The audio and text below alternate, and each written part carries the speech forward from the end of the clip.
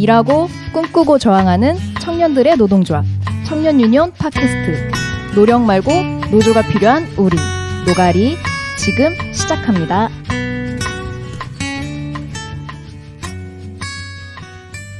노력 말고 노조가 필요한 우리 노가리 137회 시작합니다. 안녕하세요. MC DJ 7이입니다. 오늘은 게스트를 한 분 모시고 진행하려고 하는데요.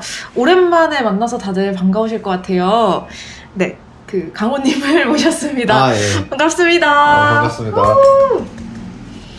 네, 정말 오랜만이에요. 아, 아닌가요? 아니 몇 번 봐가지고. 맞아. 아니, 사실 사무실에 이제 제대하시고 종종 놀러 오셨었는데, 근데 또 이제 청취자분들한테는 그쵸, 너무 맞아요. 오랜만이잖아요. 조합원들 좀 만나신 적 있으세요? 조합원들은 안 만났던 것 같아요. 근데 이게 조합원들이 연락하는 게 생각보다 쉽진 않았던 것 같고. 왜요? 이게 뭐라고 해야 되지? 이게 좀 직책이 있을 때는 뭐라도 이제 하자 이렇게 많이 얘기했던 편인데 나도 놀고 있고 약간 코로나도 있고 하니까 뭐 전화해서 약간 안부차 전화하긴 했는데 만나는 것까지 조금 그리고 약간 다들 바쁘게 지낸 것 같고 해서 이제 집행부하는 분들은 많이 만났죠. 맞아요. 임원들이랑. 뭐 따로 만나서 술도 많이 드시고 하신 것으로 알고 있는데 뭐 현우님 맞아요. 새로 집들이도 가고 맞아요. 그러셨죠. 거기는 약간 친구. 아, 그쵸. 친구 느낌. 유일한 친구. 유일한 친구예요. 친구가 별로 없어가지고. 아니, 활동을 오래 하셨다 보니까 여기에서 이제 알게 된 분들이 거의 이제 친구 느낌이신 것 그쵸, 같아요. 맞아요. 그렇기도 하고 그냥 뭐 굳이 포장하지 않고 친구가 별로 없어요. 별로 이렇게 친구 막 많이 만드는 거 별로 안 좋아해서. 아, 그래요? 많이 만들어봐야 힘들어가지고 한 3-4명 정도 있는 것 같은데. 그 중에서 청년유니온 비율이 2명이 그러네. 반 정도를 차지하네요. 이렇게까지 생각해본 적은 없거든. 그러네. 하여튼 청유는 어쨌든 저와 한 20대를 같이 보냈던 곳이어서 하여튼 그래요. 네, 아이 되게 뭐 이따가도 얘기하긴 할 거지만 저 10주년 때 제가 전시회팀을 맡았었거든요. 그때 이제 강호님 사진 굉장히 오래전부터 이렇게 쭉 있는 걸 봤어가지고 유명한 사진이 있죠. 컵라면. 맞아요. 그 일화를 좀 이따 얘기해줄게요. 아, 네네. 별거 없긴 하지만 그때 사진들도 막 이따가 얘기 나눠보면 좋을 것 같아요. 네. 그래서 그 청취자분들한테 인사를 하면 좀 맞네. 부탁드릴까요? 아까부터 우리 계속 이러네. 다른 쪽으로 그러네. 빠져가지고. 그러네. 어쨌든 제가 2019년 6월에 손편지로 조합원분들한테 이제 인사를 남기고 그리고 이제 인제에 있는 훈련소와 이제 홍천에 있는 부대를 거쳐서 20년 12월에 휴가를 나와서 이제 지내고 있었고요. 1월 달에 이제 정식으로 전역을 했고 그러고 나서는 이제 뭐 여러 가지 좀 놀러도 다니고 뭐 라섹 수술도 하고 그러면서 지내고 최근에는 이제 좀 아르바이트를 많이 하고 있고 그래서 2부 때 아마 그 얘기가 나올 것 같은데 어쨌든 그렇게 어쨌든 잘 지내고 있습니다. 무사히 전역했고 더 건강해져서 돌아왔어요. 다들 힐링하고 오잖아요. 활동가들은 군대 가서 왜 힐링을 하는 거죠? 맞아. 이게 너무 좋던데? 아, 그래요? 그러니까 뭐 이따가도 얘기하겠지만 간략히 얘기하면 이게 좀 걱정했었거든요. 어쨌든 나이도 있고 활동을 하다 갔었고 맞아. 또 어쨌든 노동조합이었고 이래서 잘못 걸리면 안 되는데 그래서 걱정했는데 결론적으로는 그 안에서 이제 군대에서 활동을 했다 이렇게 저는 평가를 하고요. 그래서 좀 다양하게 많은 것들을 시도했었고 그러니까 운동도 많이 하고 이게 어쨌든 지루한 게 있지만 지루한 걸 좀 다르게 표현하면 어쨌든 책 같은 거 읽을 시간 많고 그래서 거의 한 40권 정도 읽고 나왔어요. 그게 재밌더라고요. 강호님이 군대에서 활동하시는 얘기는 또 못 들어봤어가지고 그죠, 그거는 잘 얘기 안 했잖아. 이따가 한번 군대 이야기 좀 들어보고 싶었어요. 그래서 그 얘기를 이따 한번 나눠보도록 하겠습니다. 네, 강호님 모시고 그동안 청년유니온 활동 이야기도 듣고 또 무엇을 하셨는지 저희 사실 작년 10월쯤부터 나와 계셨는지는 또 잘 몰랐어요. 그때 제일 정신없는 시기기도 했었고 청년유니온에서도 그래서 그동안 또 뭘 하고 지내셨으며 또 어떤 고민을 가지고 지내셨는지 등에 대해서 이야기 나눠보고자 합니다. 그럼 또 광고 듣고 또 하민이 111이라는 저희 그 센터의 코너가 있어요. 네, 코너 듣고 돌아올게요. 청년 유니온이 만드는 팟캐스트 노력 말고 노조가 필요한 우리 노가리는 유니콘 사운드와 함께합니다. 유니콘 사운드는 행사 전문 음향 회사입니다. 공연, 체육대회, 집회까지 무대 음향이 필요하신 분은 페이스북에서 샵 유니콘 사운드를 검색해주세요. 또는 전화번호 010-5688-5415 010-5688-5415 전화나 문자 주세요. 유니콘 사운드 사랑합니다. 청년들이 일하고 있는 일터 현장에서 일어나는 부당대우를 파헤치는 코너. 유니온 센터와 팟캐스트 노가리가 함께하는 코너.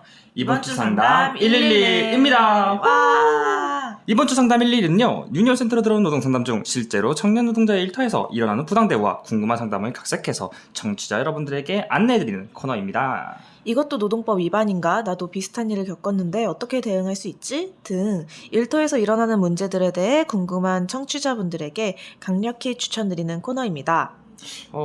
요즘 날씨 장난 아닌 것 같은데.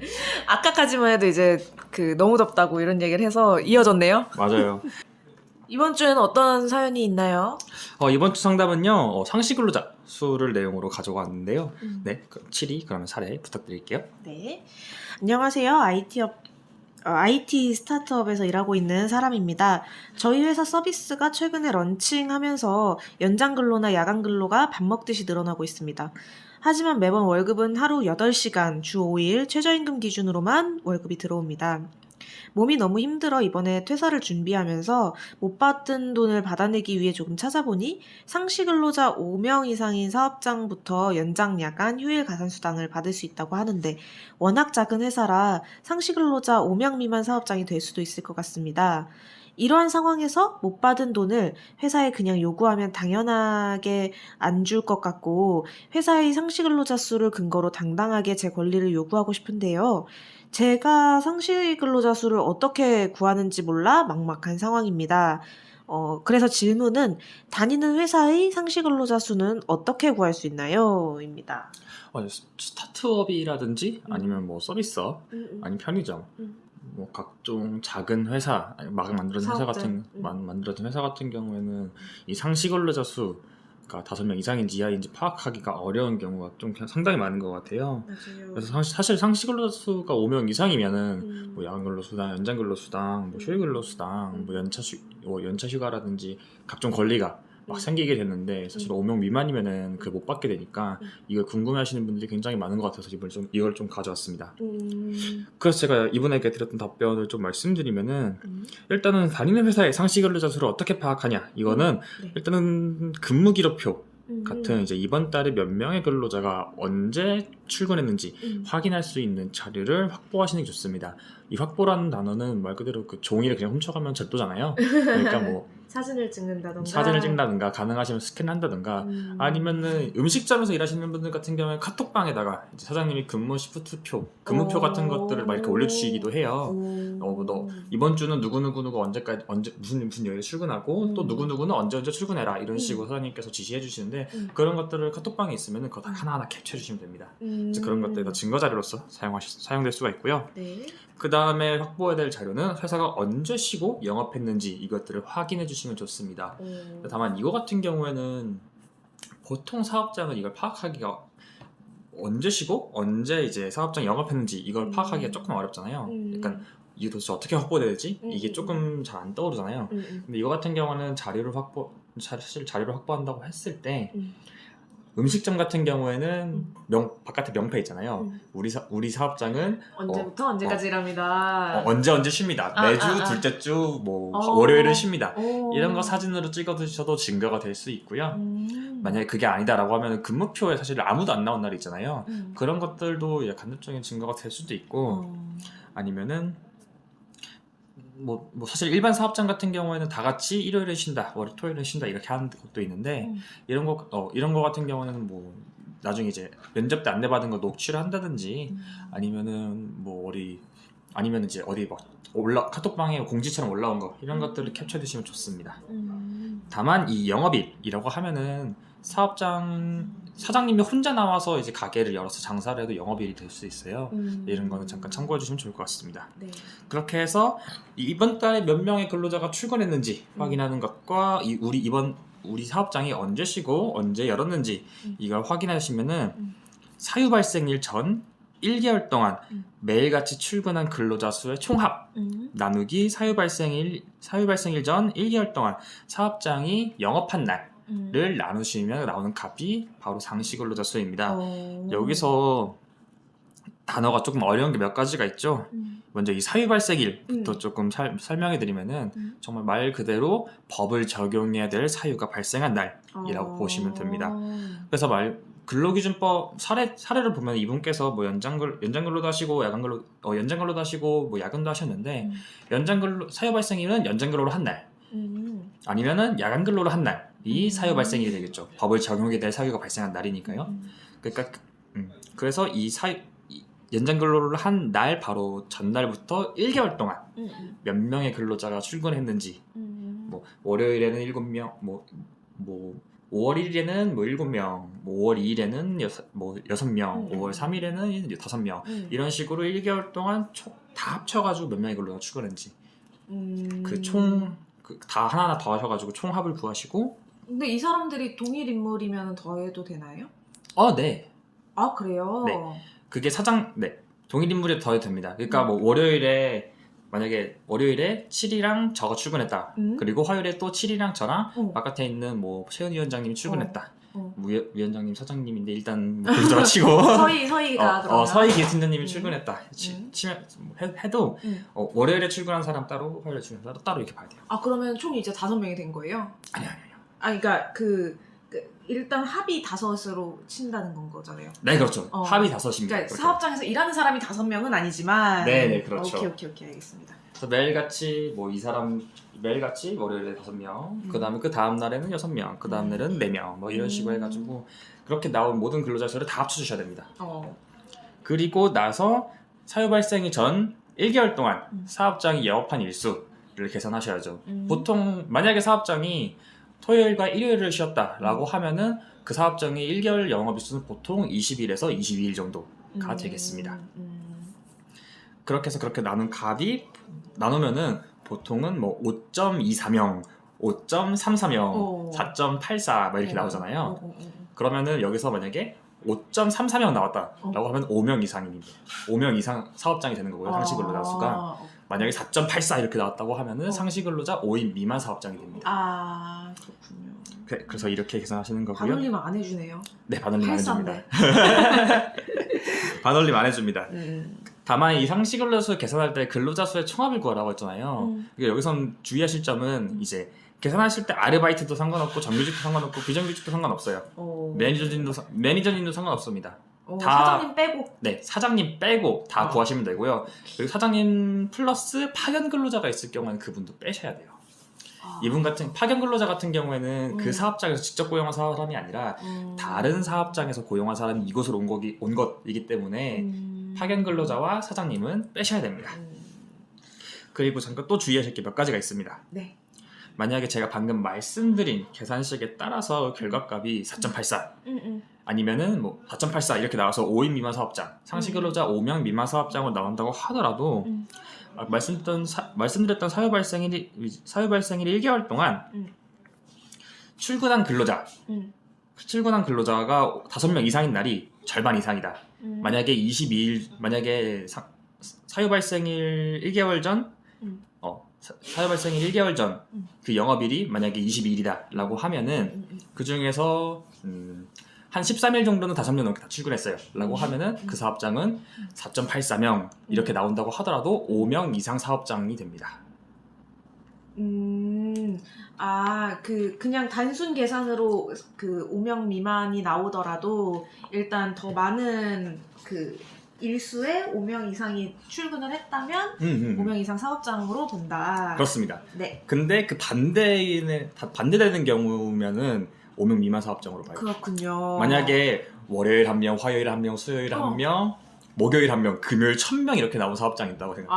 계산했을 때, 그렇구나. 그러면은 5명 미만으로 나온 날이 이제 과반수 많아서? 이하잖아요.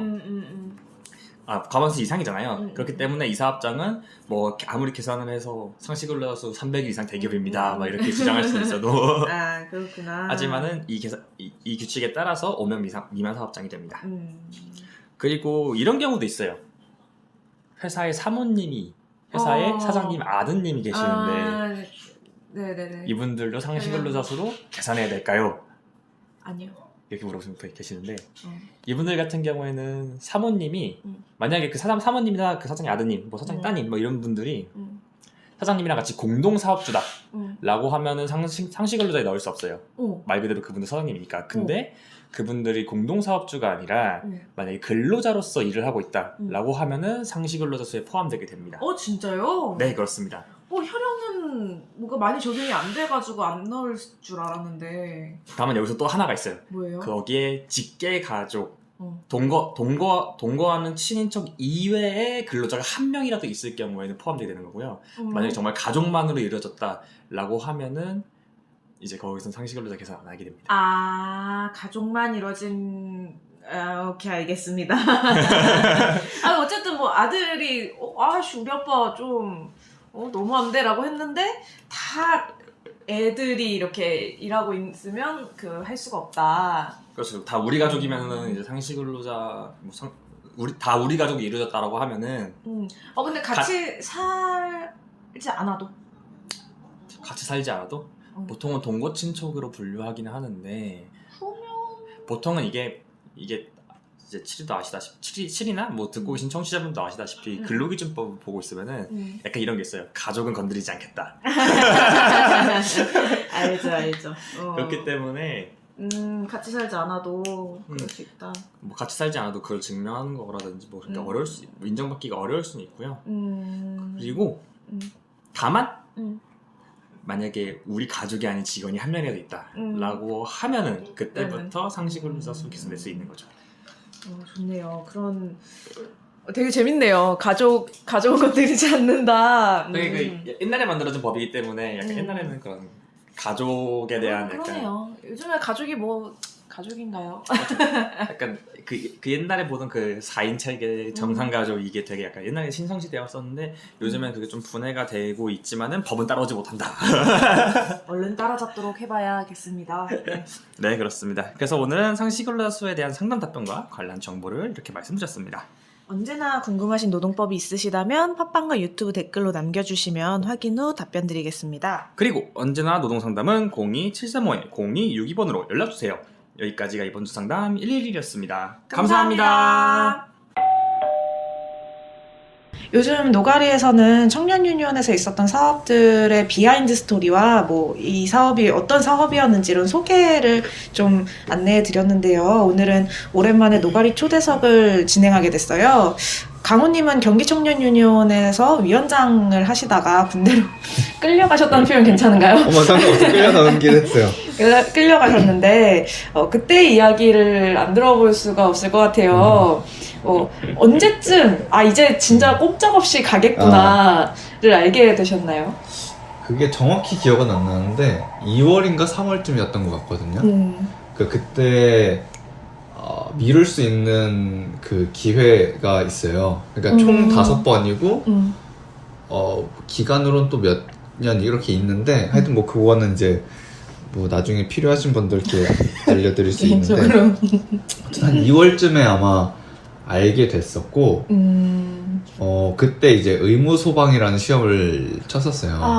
근데 그게 이제 당시에 좀 체력이 많이 안 좋았어가지고 체력 시험에서 떨어졌고 그 다음에 이제 이제 감이 왔죠. 이제 끝났다.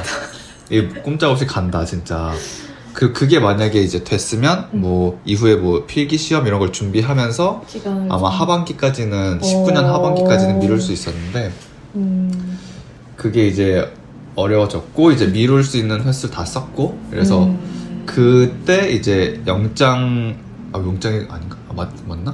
영장이잖아요. 근데 그것도 맞죠. 영장이 갑자기 생소해서. 아니 갑자기 검찰 이렇게 생각나가지고 하여튼 그래가지고 그때 이제 대충 한 6월쯤으로 나오겠구나 이런 생각이 들었죠. 5, 6월? 그 아마 대기 기간이 있거든요. 뭐 연기하고 나서 그게 있어서 한 6월쯤 가겠구나 이렇게 생각했다가 이제 좀 더 지나서 6월 24일로 이제 영장이 날라왔죠. 진짜로 그때쯤에 거의 한 10년을 미룬 거라서. 10년을요? 아 그랬구나. 되게 바쁘셨겠어요 그것도. 그죠. 활동을 하면서 또 그러면은 그때쯤에 언제부터 그러면은 하하님을 좀 이렇게 준비하게 되는지. 제가 좀 지난 걸 잘 까먹는 편이어가지고 그때 이제 한 4월, 5월부터 좀 고민을 좀 시작했던 것 같고 어쨌든 이제 제가 군대 가는 걸 집행부들은 알고 있었고 그렇다고 했을 때 뭔가 좀 이걸 뭐라고 하죠? 안정적으로 이제 이월시키는 거를 해야겠다 이런 생각이 좀 들었었고 그래서 정확히 기억은 안 나는데 한 4, 5월쯤에 하하님하고 비대위랑 이제 이후에 위원장까지 같이 좀 고민을 나눴었고 집행부들이랑도 같이 나눴었고 그러네. 한 4월쯤이었겠네요. 하여튼 4월쯤에 했었고 그때 하하님이 경기에서 어떤 직책이? 정책팀장이었어요. 정책팀장님. 그 전에 시작할 때는 수원팀장으로 했다가 정책팀장 하면서 프리랜서 사업했고 이제 그 내용 기반으로 선거에 나가면 좋겠다. 다음 위원장 선거에 그런 것까지 해서 좀 두서없이 말하면 어쨌든 그 6월 이후에 벌어질 어떤 상황들을 가정해놓고 준비를 하기 시작했고 어쨌든 임기가 한 8개월 정도 남은 상황에서 위원장이 없어지는 거라서 그렇다고 했을 때 그러니까 뭐지? 규약을 좀 많이 살펴봤죠. 규약에 맞게 어떻게 조직을 좀 체계를 변화시킬 거냐 이런 걸 좀 고민했었고 그래서 이게 사실은 위원장 하다 군대 간 사례가 별로 없어요. 실제로 그 사무국장 그렇죠. 사무국장까지는 있었는데 근데 이제 어쨌든 경기는 어쨌든 사무국장이 대전에 있었고 이런 상황들이 있어가지고 이걸 어떻게 좀 해석할 거냐 규약상에 있는 이 보궐에 대한 그 유고시의 조항이 있는데 근데 그게 좀 약간 널널하다 그래야 되나? 좀 그 러프해요. 그래서 그걸 조금 손 보자. 어쨌든 한 달 정도는 뭐 어떻게 좀 방법을 찾았었는데 이것보단 좀 그냥 앞으로 이런 상황이 없을 건 아니다. 청년 유년이니까. 그래서 어쨌든 20대 중후반 혹은 뭐 중반까지 남자가 위원장 하면 그 사람이 미필이라고 하면 그러니까 있을 만한 상황이다. 그리고 꼭 이게 군대가 아니더라도 사실 어떤 상황이 발생할지 모르니까 노동조합이니까 또 끌려갈 수도 있잖아요. 그쵸, 맞아. 그런 지금 또 이제 바뀌어가지고 서울은 끌려갈 수도 있어요 이제. 그럼요. 조심하셔야 돼요. 그럼요. 하여튼. 네. 그러네요. 그쵸, 좀 약간 산으로 가는 것 같지만 다시 돌아와 보면. 네네네. 그래서 규약 검토하고 그 자문도 받았어요. 그 노무사분한테 자문 받았고. 그래서 어쨌든 그때 이제 좀 어쨌든 이게 물론 이제 위기의 순간 어떻게 보면 어쨌든 위원장이 약간 유고되는 근데 좀 다르게 좀 바라보자 이렇게 해서 이 상황을 좀 통해서 이 사례를 통해서 약간 조합민주주의라고 해야 되나 그런 것들을 조금 검토해보는 약간 실현까지는 아니지만 그런 방향으로 좀 고민을 했었고 그래서 그렇게 이제 준비를 하기 시작했죠. 준비원부들이랑. 안 그래도 하은님이 제가 이제 이렇게 하은님이랑 제대로 그 얘기를 해봤던 거는 아닌데 하은님께서 강호님이 인수인계를 굉장히 잘해주셨다고 그래서 좀 매끄럽게 이게 바뀔 수 있도록 준비를 해주셨다는 이야기를 좀 들었어가지고 그 과정이 어떻게 됐었던 건지 되게 궁금했거든요. 그래서 그 5월 달에 아마 경기 청년 생일 파티를 아마 했었을 거예요. 그때 이제 좀 웃기긴 하지만 제 송별회처럼 돼버리긴 했지만 근데 어쨌든 그걸 했던 이유가 어쨌든 바뀌는 부분이 있는 거죠. 제가 갖고 있던 어떤 역할들이 이제 없어지는 거니까 그러니까 제가 막 어떤 활동가들이랑 많이 만나고 이렇게 했었으니까 근데 그런 걸 하하님이 당장 할 수 있는 건 아니니까 이게 어쨌든 하한님 비대위를 이제 결의를 했었고 해서 이제 요 사람한테 맞는 사업 계획이 필요하다 6개월 정도의 그 고민이 좀 있었어가지고 대폭 약간 좀 줄이는 약간 다이어트 시키는 과정들을 이제 그러니까 집행부랑 임원들 해서 토론을 했었고 실제로 그렇게 했는지는 모르겠어요. 근데 아마 그렇게 하려고 노력했던 것 같고 하은님이 그래서 어쨌든 그 차원의 고민을 한번 했어가지고 그걸 이제 조합원들하고도 공유하고 그런 게 하나 있었고 이 상황을 이제 다시 이제 대의원들한테 공유하고 설명하고 그래서 운영 규정을 바꾸고 그래서 사실 좋은 건 아니에요. 어쨌든 이렇게 갑작스럽게 규정을 바꾸는 이런 건 좋은 건 아니지만 어쨌든 그 차원에서 이후에 좀 조합 민주주의를 고민해보자 이런 고민이 있었어가지고 그렇게 했던 것 같고 그리고 제가 그 MBTI가 아시는지 모르겠는데 ESFJ예요. 그래서 J거든요. 이제 계획하는 걸 좀 좋아한다고 해야 되나? 그러니까 계획하고 약간 이 프로세스 만들어 놓고 이렇게 하는 걸 좋아하고 그 어쨌든 경기청유 예전에 처음 했을 때도 업무 매뉴얼 같은 걸 많이 만들어 놨었거든요. 그 경기청유에서 활동하고 계실 때 사무국장 할 때 그런 걸 많이 만들어 놨어가지고 어쨌든 꼭 이런 상황이 아니더라도 사실은 임기가 지나고 사람이 바뀌면 인수인계를 해야 되는데 맞아요. 이게 말이 인수인계지 그냥 뭐 어쨌든 특히 우리 같은 사람들은 임기 끝나면 이제 사실 근로계약이 끝나잖아요. 그럼 출근할 의무는 없는데 맞아. 어쨌든 사실 거의 붙어서 한두 번쯤은 해줘야 되는 건데 이게 좀 어려운 거죠. 붙어서 한두 번으로 해결될 문제도 그렇죠, 아니고 그렇죠, 맞아. 사람이 너무 달라. 또 케이스 다 너무 다르고 그래서 일반적으로 통용할 수 있는 예를 들어서 소식지 만드는 거 회계 관리 어떻게 했는지 뭐 이런 것들을 매뉴얼로 만들었던 것 같아요. 그러고 나서는 뭐 그쵸 그렇게 했었던 것 같아요. 매뉴얼 좀 공유받고 싶네요. 경기가 그런 게 항상 좀 잘 돼 있는 편이었어요. 왜냐면 시작부터가 그러니까 제가 경기청유 창립 멤버인데 사무국장으로 시작했어요. 근데 이제 지금 이제 유니온 센터장님이랑 같이 이제 활동했던 정은 누나나 뭐 현주 누나 이렇게 있는데 저만 이제 반상관으로 시작했는데 제가 그때 거의 할 수 있는 게 없었어요. 회계 같은 일러스트도 처음 그때 배운 거라서 근데 이제 어쨌든 내가 해야 되는 것들이 있지만 내가 모르니까 약간 그거를 느꼈던 거죠. 누군가가 만약에 나 같은 사람이 오면 너무 막막할 것 황망하겠다 같은 진짜. 막. 그래가지고 이걸 만들어 놔야겠다 이런 게 있었죠. 그리고 제 적성에도 맞았고 하한님의 어떤 필요에도 부합했던 것 같고 그런 게 좀 약간 삼박자가 잘 맞았던 것 같아요.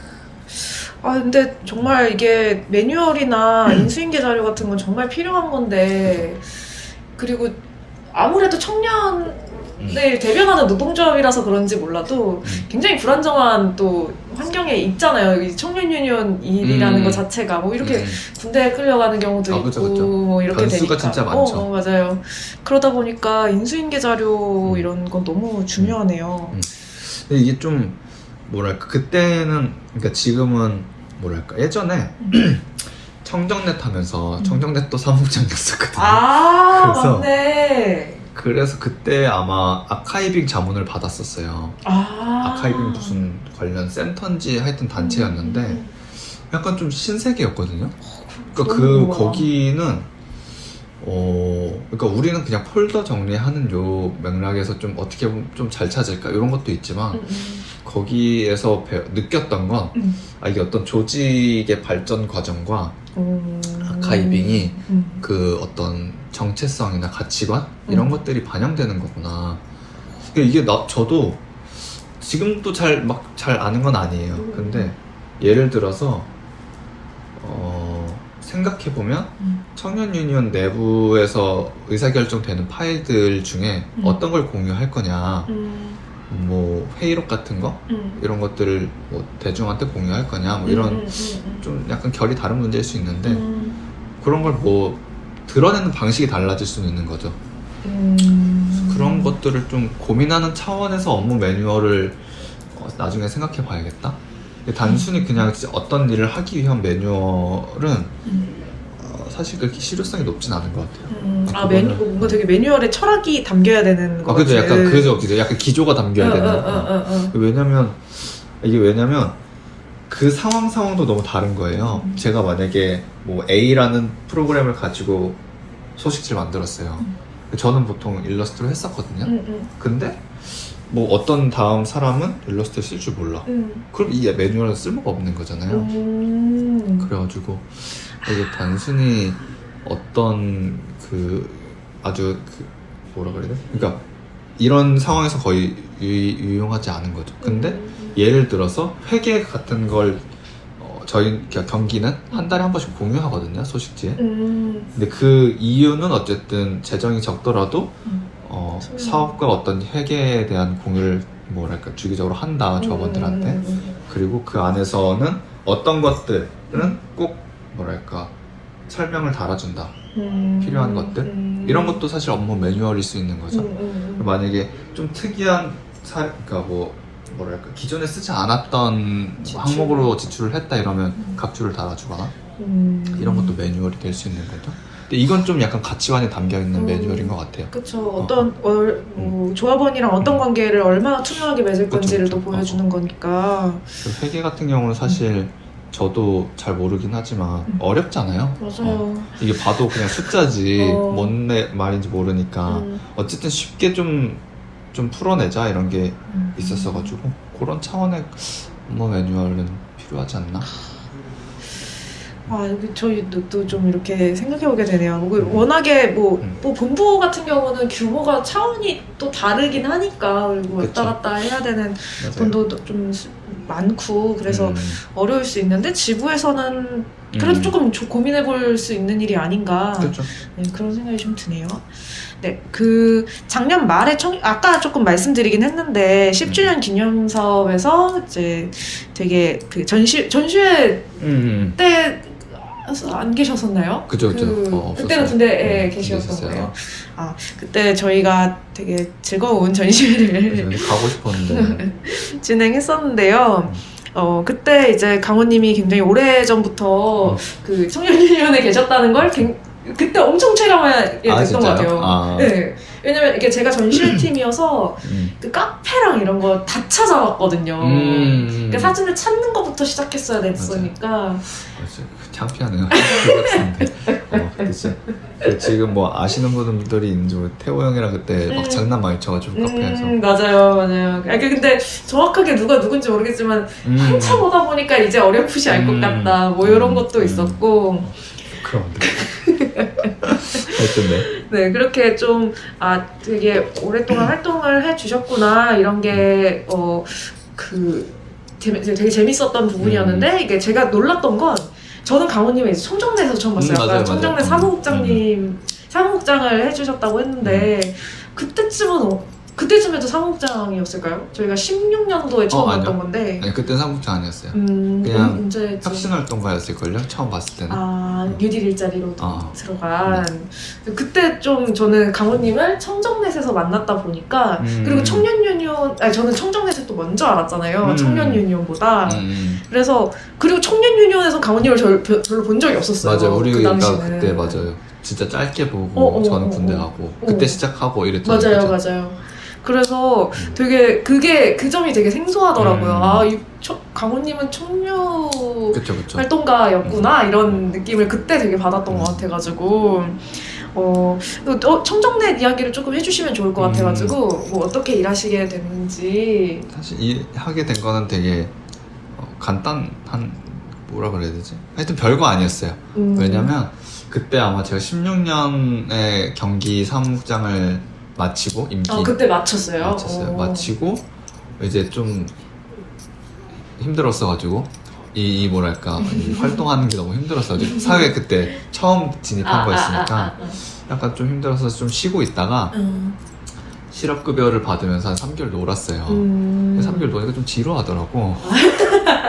그리고 이제 돈 다 떨어졌고 그래서 그때 이제 조합원분 중에 한 명이 서울에 있는 혁신활동가를 알려줬고 그래서 넣어보자 해가지고 두 곳을 고민했어요. 하나가 청정넷이었고 다른 하나가 이름은 모르겠는데 연구 관련하는 뭐 이런 데였어가지고 처음에는 연구하는 대로 넣어야겠다 이렇게 해서 했다가 그래도 청정넷을 아는 사람들이 있었어가지고 그래서 그때 이제 희성이 형 정도 알고 있었어가지고 그래서 넣어보자 해서 했는데 이제 된 거죠.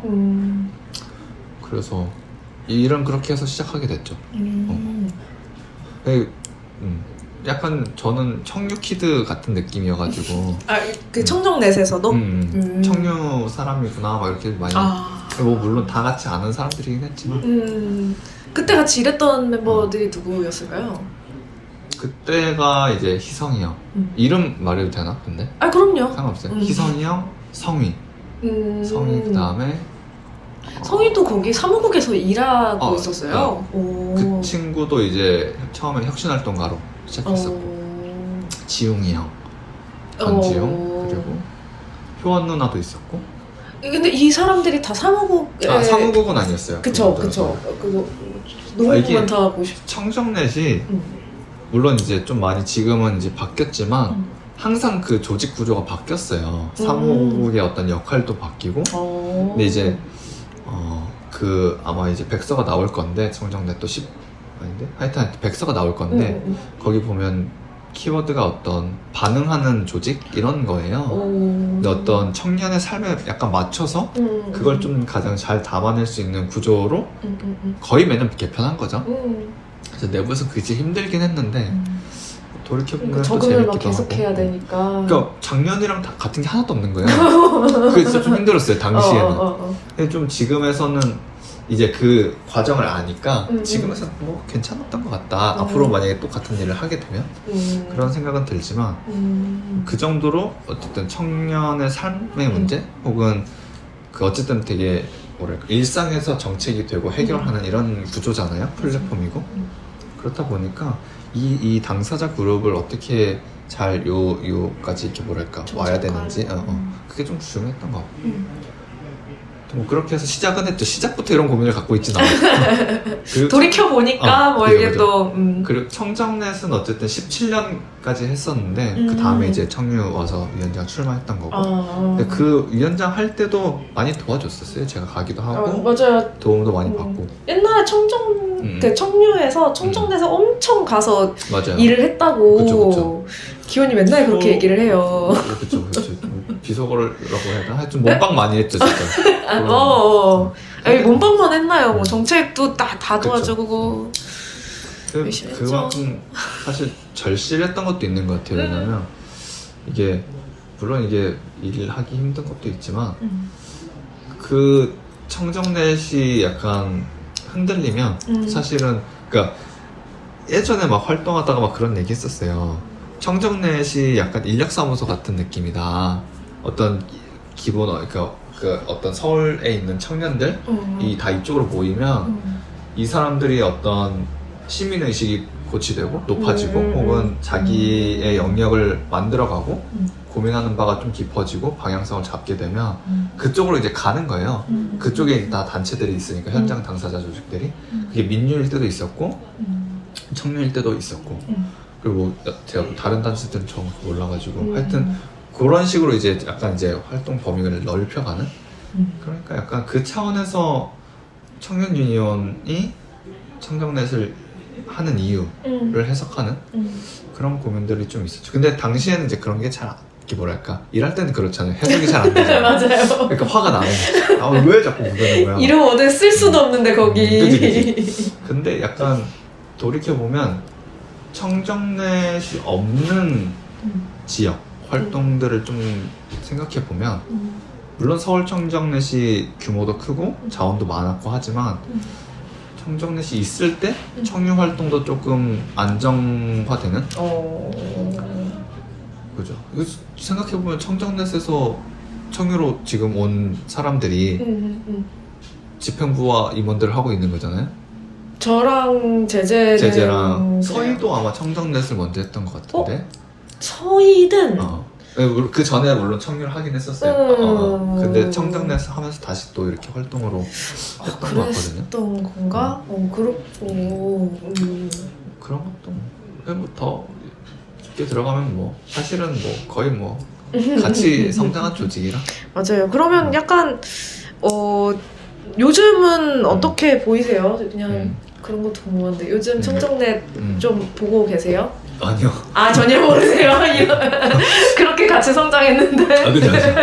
제가 뭐랄까 끝나면 잘 안 봐요. 뒤를 돌아보지 않고. 아니 별로 그러니까 안 좋은 것도 있고 좋은 것도 있지만, 그러니까 두 가지인데 사실 경기도 비슷했는데 이제 이 군대에 가서 그런 것도 있지만 어쨌든 다음 사람이 하고 있는 거잖아요. 뭐 잘 되든 안 되든 그 사람이 리더십도 세워져야 되고 활동을 자기 활동 만들어 가야 되는 거니까 전임자로서는 신경을 쓰긴 해야겠지만 관여하지 않는 게 전 좋은 것 같고 미덕이라고도 하죠. 혹은 공식 구조가 있으면 더 좋겠지만 하여튼 그런 게 있었고 사실은 뭐 경기하기 바빴죠 참. 아 그럼요. 그럼요. 교류는 있었지만 거버넌스에 대한 고민은 좀 덜 하기 시작했다.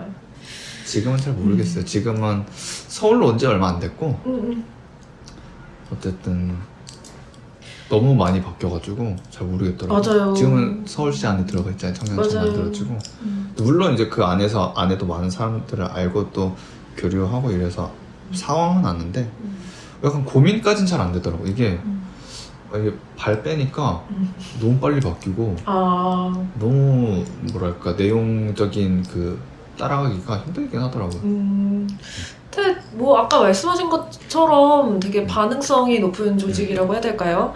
하다 보니까 이제 그 집중력도 그만큼 맞아요. 높았던 건데 맞네. 그게 이제 깨지면은 되게 알기 어려울 수 있을 것 같아요. 그쵸. 이제 저도 청정넷으로 이 활동을 시작한 건데 제가 계속 활동을 그냥 정말 조금씩 청정넷 활동을 조금씩 하다가 이제 19년도에 청년유니온에서 일하기 시작하면서 담당자가 된 거예요. 청유에서 청정넷 담당자가 되면서 되게 깊게 관여하면서 이렇게 일을 하다 보니까 진짜 너무너무 어렵더라고요. 맞아요. 이게 저는 사실 청정넷을 그러니까 멤버로서 참여한 적은 없어요. 저는 어쨌든 청정넷은 일자리였고 그러니까 좀 이게 어떨 때는 이제 당사자가 아니지 하여튼 멤버들이 하는 고민들을 내가 이해하지 못할 때도 있었는데 근데 이게 어떤 활동가 입장에서 청정넷을 바라볼 때와 참여자 입장에서 청정넷을 바라볼 때 기가 막히게 달라요. 맞아요. 그래가지고 그러니까 맞아. 활동가로서 청정넷을 보려면 거버넌스에 대한 이해도가 있어야 되고 이 어떤 수기 과정에 대한 어떤 인내심도 있어야 된단 말이에요. 우리가 사실 막 말은 되게 좋잖아. 일상에서 출발하는 어떤 문제 해결, 정책적인, 제도적인. 근데 그거를 사실 기존에는 전문가들이 해왔잖아요. 전문가들이 하는 이유가 난 있을 것 같아요. 힘들어. 그럼요. 그분들이 전문가가 되게 한 몇십 년, 10년 이렇게 공부하고 뭐 하고 막 해서 만든 건데 물론 그게 이제 너무 이제 현실과 좀 동떨어지니까 거버넌스가 등장한 건데 하여튼 좀 달라요. 활동가 입장에서 볼 때는 뭐 하나 쉬운 게 없죠. 그래서 저는 어쨌든 그 안에서 사실 쪼랩부터 배운 거라서 거버넌스를 그래서 나중에 경기에 와서는 그 또 이제 여긴 또 자원이 적기도 하고 이래서 약간 좀 이해도 높게 여기서 거버넌스를 만들어 가긴 했었거든요. 근데 이게 힘들었을 것 같아요. 맞아요. 진짜 그건 좀 힘들었을 것 같아요. 저 그냥 단적으로 얘기하면 어쨌든 1년은 그냥 사무국원으로 있었고 1년은 운영사무국장을 했는데 사실 운영사무국장일 때도 버거웠어요. 버거워서 많이 막 힘들어하고 막 울기도 하고 막 이랬는데 근데 어쨌든 16년도에 어쨌든 한 1년 정도를 해보니까 좀 알겠는 거야. 대충이라도. 그래서 그 다음에는 뭐 좀 더 해보긴 했지만 어쨌든 말하고 싶었던 건 이건 아니고 사실 1년 동안 좀 단적으로 표현하면 워크숍 같은 데 가서 저는 거의 말하지 않았어요. 무슨 말인지 모르겠어. 내가 막 소화도 안 되는데 이해하기에 내가 그걸 내 언어로 만들어서 하진 못했어요. 근데 그걸 2년 하고 나서 경기에서 하니까 그게 좀 이제 되는 아, 거지. 그래서 언어를 경기할 때 좀 잘 풀렸던 것도 있어요.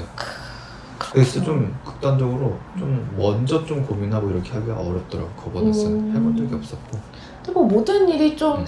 처음에 오면은 입대하기 어렵고 정말 그쵸. 소화하기 그쵸, 바쁘고 이런 시기를 거치니까 저도 19년도에 청년 유니온 와서도 아무 말도 못했고 그쵸 맞아 힘들어.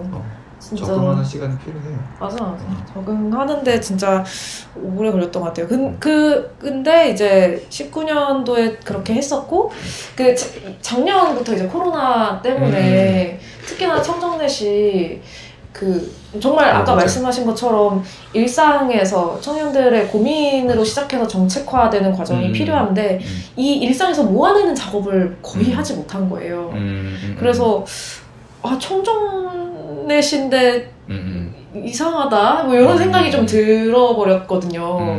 근데 이제 그래서 올해도 거의 그 조건은 크게 달라지지 않았는데 이게 우리가 올해는 또 다른 상황이 펼쳐질 수 있을까라는 걱정을 했었는데 제가 요즘에 그 청정넷을 또 다시 참여하고 있거든요, 서울에서. 근데 회의를 온라인으로 어떻게 하면 오프라인 버금가게 할 수 있을지를 공부를 엄청 열심히 하신 거예요.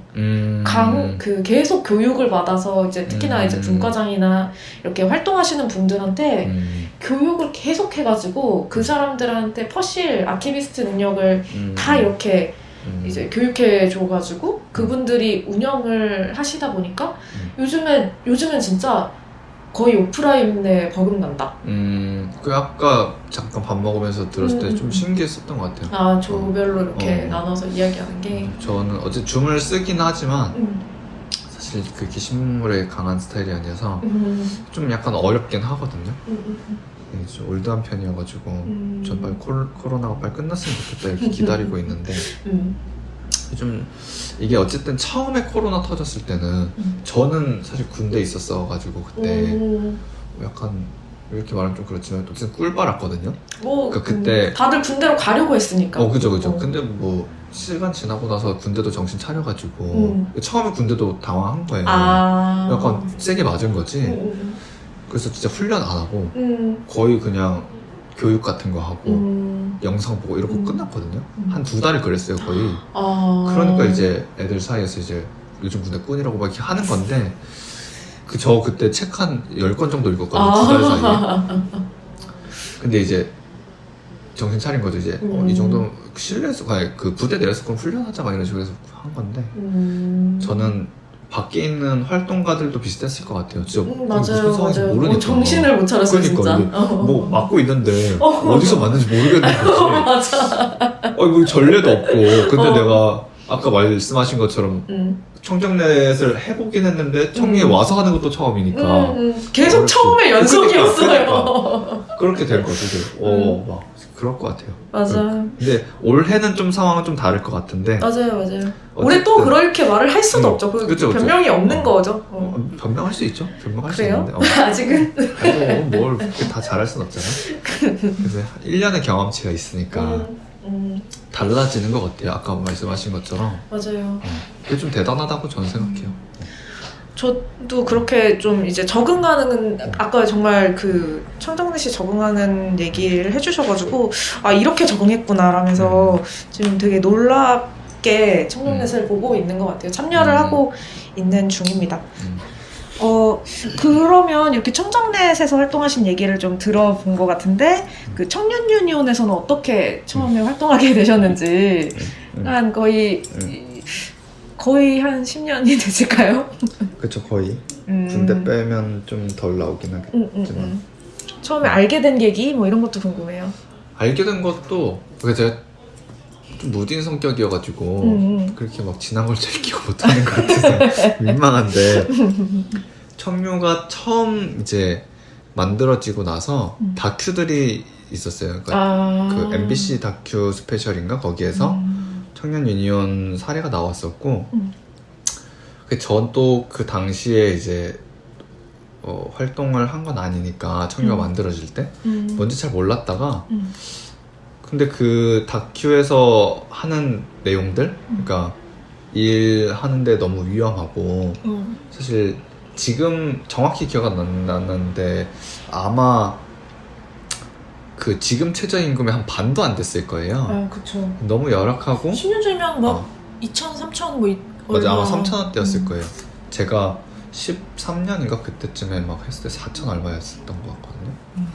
근데 어쨌든 열악하고 뭐 힘들게 살 수밖에 없는 구조 이런 것들이 좀 공감이 됐었던 거죠. 어쨌든 개인의 책임이 아니다. 이거는 구조적인 문제가 있고 이걸 세상에 좀 드러내야 된다.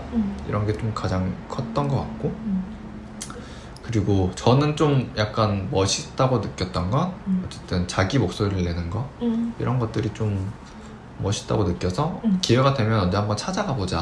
활동을 그때는 이제 활동이 뭔지도 몰랐고 운동이 뭔지도 몰랐고 이래서 그냥 일단 가보자 이런 생각을 좀 하고 있었던 편이었어요. 그래서 제가 어쨌든 지금도 비슷한데 이 성향인 것 같아서 누군가를 좀 뭐 만나야겠다? 그러니까 좀 궁금하다? 뭐 이렇게 되면 일단 어떻게든 만나려고 해보거든요. 뭐 메일을 보낸다든지 아니면 소개받는다든지 아니면 그냥 직접 찾아가 보기도 하거나 아니면 약간 뭐 그 사람이 무슨 어떤 뭐 행사를 하면 거기 가본다든지 이런 식으로 하는데 청류도 비슷했던 것 같아요. 그때는 카페가 있었는데 카페에 가입하고 그냥 가끔씩 들어가다가 이제 제가 삼수를 했어요. 경찰대학 가려고. 근데 이제 떨어지고 나서 마지막 수능을 치르고 이제 약간 좀 이제 대학에 미련이 없다 이래서 다른 거 해보자 이렇게 했을 때 청유 생각이 난 거죠.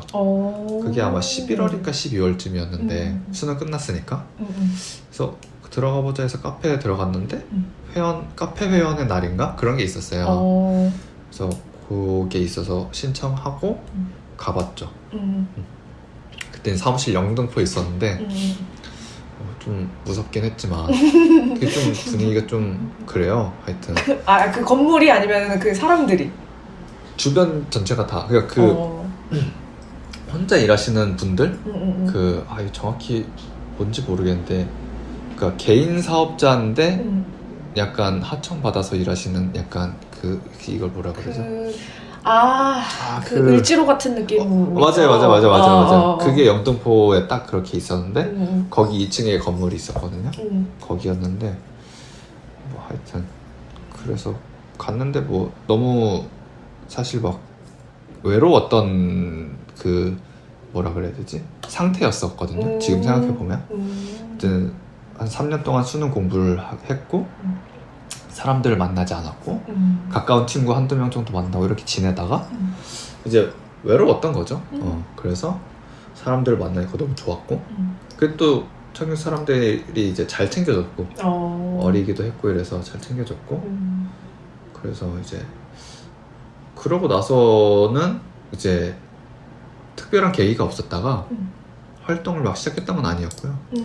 그때 아마 총선이 있었을 텐데 12년도 4월에 그때 이제 의정부에 계신 어떤 후보에 청년 유니온 활동가들이 왔었어요. 지원한다고. 그분이 이제 청년 유니온 처음 만들어질 때 많이 도움을 주셨던 지금 뭐 하시는지 모르겠는데 아마 노동 쪽에서 많이 좀 이렇게 활동하셨던 분인 것 같고 그래서 좀 이제 같이 이제 하겠다 해서 왔었고 그때 좀 이제 친해졌죠 사람들이랑. 그 강우님네 근처로 가니까 맞아요. 네. 사람들이. 그래서 나중에 뭐 의정부 모임도 만들어보고 싶다고 이렇게 해서 이것저것 많이 하고 그러다가 이제 여기까지 왔죠. 그렇게 됐어요. 그래도 누가 좀 기억에 남아요? 기억에 남는 사람이나 뭐 잘 챙겨줬던 사람이나 이런 게 있나요? 활동 초반에는 재밌네. 제 어떤 활동 궤적에서도 약간 시즌이 좀 나뉘는 것 같아요. 활동 초반에는 이제 안태호라고 태호님. 네, 태호 형이 저랑 10살 차이 나는데 거의 친구처럼 지내거든요. 근데 이제 그 형이 많이 챙겨줬고 그때 노동상담 팀장이었고 저는 이제 세미나 같이 하다가 부팀장 시켜줘가지고 했었고 이래서 그때 이제 좀 약간 노동법에 대해서 많이 배웠던. 그 세미나 사진이 많았던 것 같아요. 아 진짜요? 완전 진짜 꼼꼼했대. 그 지금 신영진 노무사님이 계신 막 같이 맞아요. 그 노조 측 이거 하고 맞아요. 그 사진이 많이 남아 있더라고요. 그 아마 제가 찍은 사진일걸요. 그 허브에서 했던 것 같은데 그 교섭할 때. 맞아요. 허브 공간이었던 맞아요. 것 같아요. 거기서 했어요. 하여튼 그 시즌이 있었고 그게 지나고 나선 지금 이제 유니온 센터 하시는 센터장님 지혜 누나랑 같이 한 2, 3, 4년 같이 활동하고 그렇게 했죠. 맨 처음이 그러면 12년도? 11년도에 오셨던 건가요? 12년도에 오신 건가요? 11년 말 12월에 가입을 했고 12년도 4월부터 아마 활동을 시작했을 거예요. 그리고 13년도쯤에 노동상담부 부팀장을 했고요. 14년도에 경기 사무부장을 했고요. 17년도에 경기 정책팀장을 했고요. 18년에 경기위원장을 했죠. 뭐 이렇게 유구한 역사를 함께한 청년 유니온인데요. 그동안 그렇게 긴 활동 안에서도 좀 인상 깊었었던 활동이 있으시다면? 계속 말하지만 지난 걸 까먹어가지고 제가 받아도 어려운 질문일 것 같긴 해요. 인상 깊었던 거 개인적으로 인상 깊었던 건 아마 노동절이 컸던 것 같아요. 제가 집회를 그때 아마 처음 나가봤을 거예요. 노동절 때. 그리고 그 컵라면 사진이 12년도에 찍은 건가 그럴걸요? 그 사진은 사실 제 입으로 말해서 좀 그렇지만 좀 유명한 사진이긴 했었거든요. 그때 제가 듣기로는 그 옷 만든다고 거의 밤새 했다고 들었어요. 일단 그래서 지금 봐도 너무 좀, 예쁘고 잘 만들었더라고요. 그 한 땀 한 땀 만들었더라고요. 그러니까요. 이 옷을 입게 된 이유가 별거 아니었어요. 그날 갔는데 제가 좀 일찍 갔거든요. 그래서 기다리고 있는데 그 원래 누가 입기로 했었는데 늦게 온 거예요, 그분이. 그리고 어쨌든 그 안에 제가 흰 티를 입었어가지고 그 색깔이 안 튈 것 같아서 그래서 입게 된 거였거든요. 그 아무것도 모르는 애인데 뭐 학생 운동도 안 해봤고 대학교도 안 갔는데 처음 여기 집회에 나왔는데 그죠? 내 생애 첫 집회였을 거야 그러니까. 그래가지고 좋은 기회고 경험인데? 그래가지고 사진도 많이 찍혔을 거고 가는 데마다 사진을 찍히는 거예요. 그러니까 그 태호 형이 옆에 삼각김밥 하고 있었고 그래서 새우탕면이었거든요. 이게 뭐지? 나는 참 하여튼 그게 어쨌든 행진하면서도 사진 많이 찍히고 그게 어쨌든 개인적으로 인상이 남아요. 처음 노동절 간 거였고 처음 집회였는데 그렇게 약간 좀 관종기가 있어가지고 그래요? 그런 거 좋아했었나 봐요. 지금 기억이 잘 안 나는데 그래서 약간 좀 기억에 남는 것 같고. 근데 확실히 첫 노동절 노동절은 뭐 모르겠어도 첫 집회면은 또 기억이 많이 남을 것 같다는 생각이 드네요. 그냥 다른 건 기억 안 나요. 그냥 내가 그 옷 입고 돌아다니는 거 기억이 안 나요. 그러니까 내용도 막 모르겠고 막 이렇게 막 나눠주잖아요. 잘 모르겠고 내가 막 노동을 뭐 그렇게 잘 아는 것도 아니었고 그래가지고 그냥 재밌었던 것 같아요. 그런 어떤 약간 축제 같은 느낌? 맞아. 그런 게 좀 좋았던 것 같고. 맞아.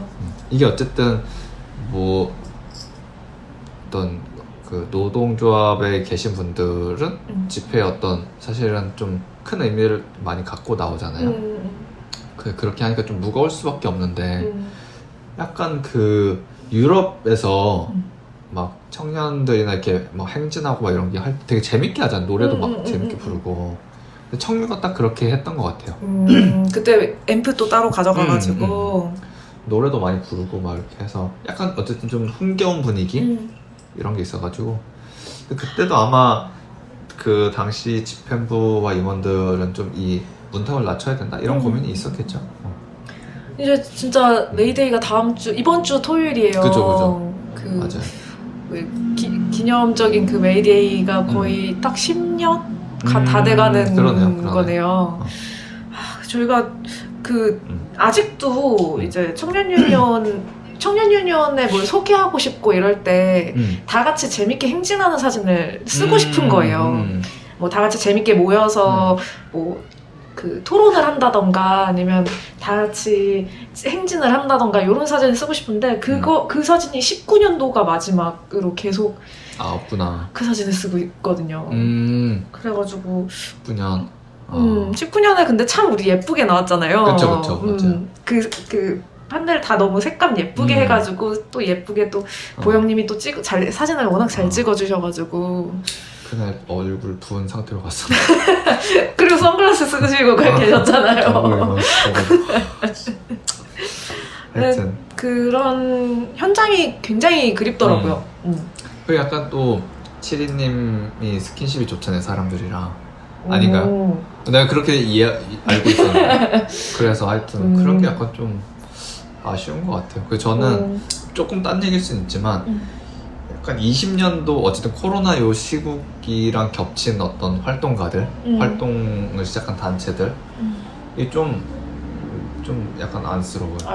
맞아요. 약간 뭐랄까 자기의 어떤 장점을 많이 못 살리는 때가 아닌가 이런 생각이 들어서 좀 아쉬운 것 같아요.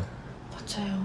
그 온라인 그 작년까지 쭉 이렇게 있어 오면서 이게 오프라인이 아니더라도 온라인으로 오프라인이 충분히 대체된다라는 이야기를 했었는데 이제 올해 들어서 활동가들끼리 이렇게 얘기를 해보면 대체될 수 없다. 이거는 그쵸, 대체 그쵸. 불가능하다. 그렇죠. 그래서 작게라도 그냥 자주 만나야 된다. 그쵸 맞아요.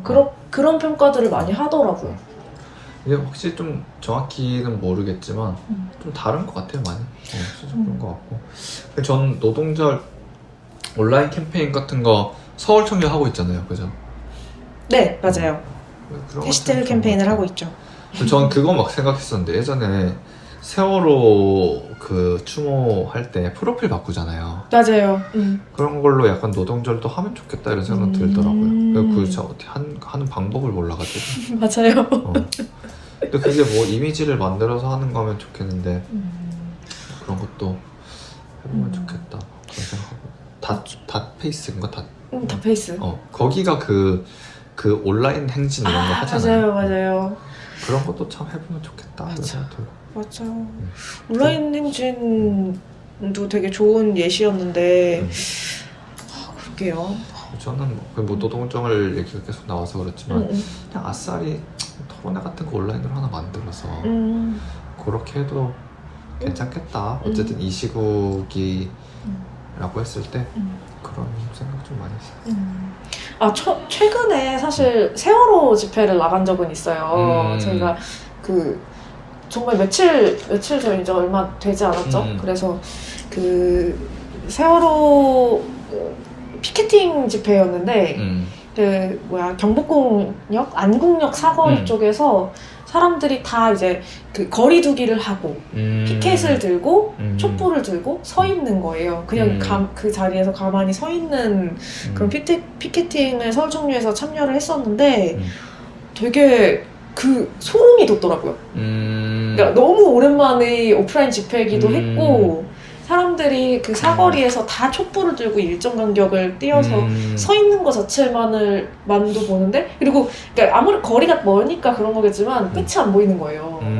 어디까지 가야 돼? 얼마나 멀리로 가야 되는 거야? 이러면서 가는데 그런 모습들이 되게 소름 돋고 약간 울컥하기도 하는 그런 현장이었던 것 같아요. 현장 중심의 어떤 그런 게 약간 맞게 보이는.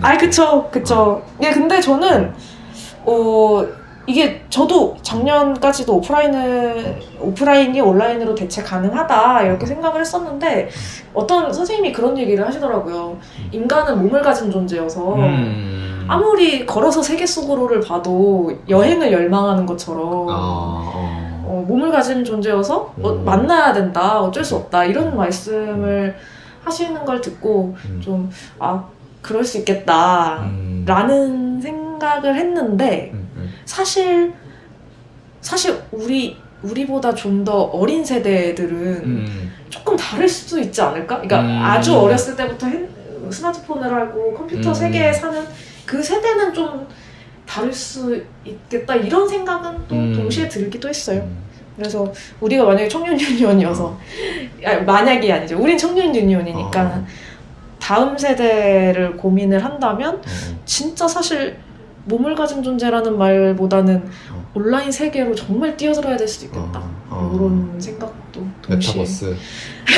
그건 뭐예요? 아 몰라요? 뭐예요? 아 그래요? 그 약간 저도 정확히 모르는데 약간 가상현실 같은 거 아닌가? 아. 그 게임이라고 해야 되나? 그러니까 어쨌든 내 아바타가 있고 막. 대충 뭔지 알죠? 네네네네네. 그런 거기서 막 뭐 BTS 공연했다고 그랬나? 막 그랬던 것 같은데.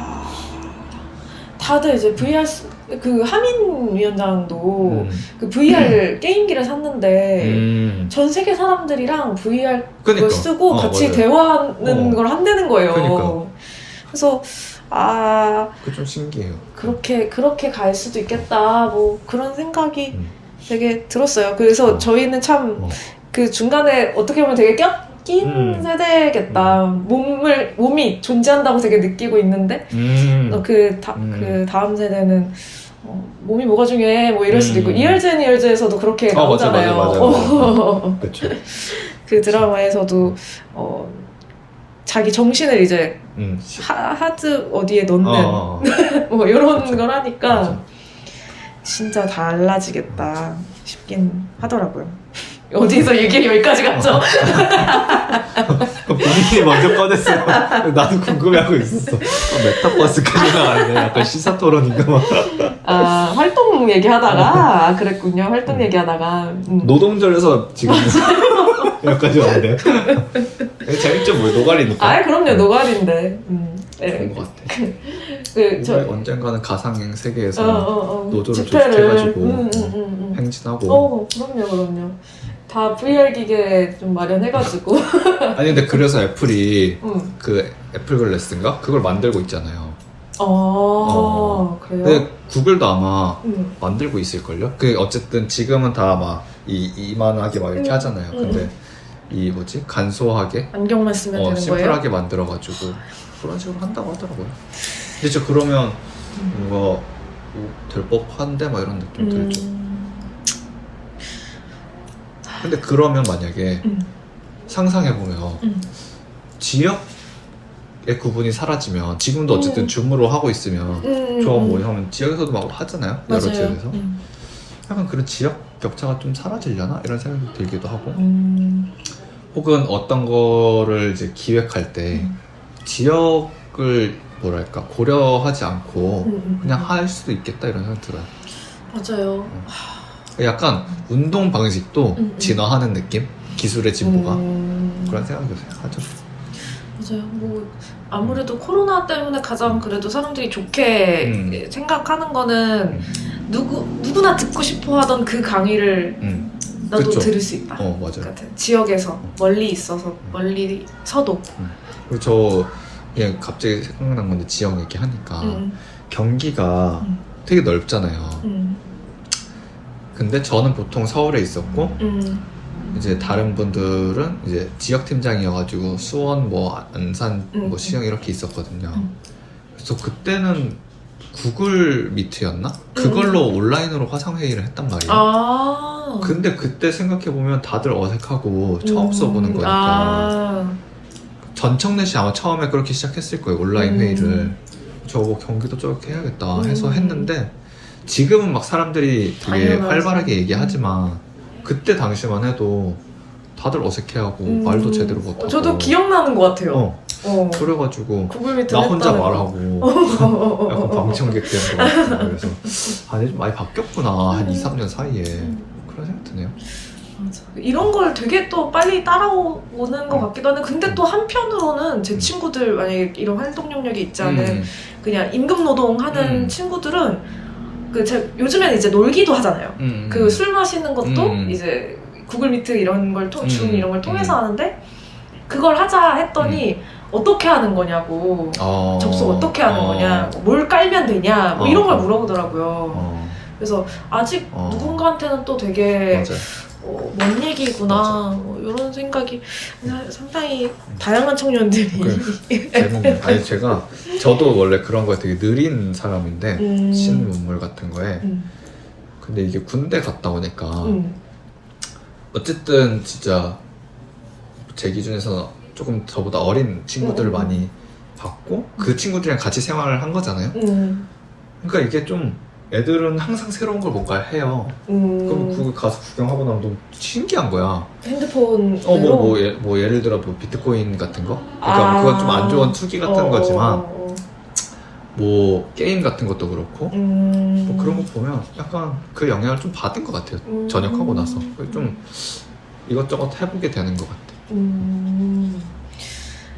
세대를 아울러야 되는 뭔가 아우를 필요는 없죠. 아우를 필요까지는 없나요? 그냥 뭐 그때 맞게 하는 거죠. 그래야 될 것 같다는 생각이 들고 더 듣고 싶은 이야기가 너무 많은데 그쪽 저희가 2부를 또 있잖아요. 2부가 있잖아요. 그래서 좀 더 오늘 못한 얘기는 2부에서 더 나누는 걸로 하고요. 오늘은 이렇게 강호님의 청년활동 시작에서부터 군대 이야기까지 들어보았는데요. 청년유년 성장의 역사에 강호님이 함께하신 것 같아서 되게 재밌고 흥미로웠어요. 지금도 여전히 함께하고 계시기도 하고요. 요즘에는 또 강호님께서 군대 제대 후 되게 다양한 노동 경험을 하셨다고 들었어요. 그래서 이것만 따라도 한 해가 될 것 같아서 강호님이 경험하신 이런 노동 실태에 대해서 이야기 나눠보는 시간을 가지도록 하겠습니다. 그럼 강호님과 다음 시간에 또 만나요. 안녕. 안녕. 네네. 노력 말고 노조가 필요한 우리 노가리는 우리의 일상과 일터의 모든 이야기를 함께 나누려고 합니다. 노가리와 관련하여 의견이 있으신 분은 union@gmail.com 메일을 주세요. 감사합니다. 감사합니다. 청년 유니온이 만드는 팟캐스트 노력 말고 노조가 필요한 우리 노가리 재밌게 들으셨나요? 팟빵 팟캐스트에서도 즐기실 수 있습니다. 조합원 여러분들이 보내주신 사연 하나, 눌러주신 하트 하나, 남겨주신 댓글 하나가 만드는 사람에게는 큰 힘이 됩니다. 많은 관심과 참여 부탁드립니다. 감사합니다.